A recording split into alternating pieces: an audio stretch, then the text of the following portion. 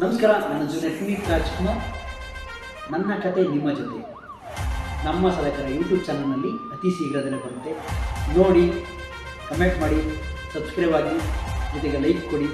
ನಿಮ್ಮ ಆಶೀರ್ವಾದ ಸಾಧಕರ ಮಾತು ಯೂಟ್ಯೂಬ್ ಚಾನಲ್ನ ಜೊತೆಗೆ ನನಗೆ ಕೂಡ ನಿಮ್ಮ ಆಶೀರ್ವಾದ ಹೇಳಕ್ಕೆ ಇಷ್ಟಪಡ್ತೀನಿ. ಎಲ್ಲರಿಗೂ ಒಳ್ಳೆಯದಾಗಿ ಆಗೋದು.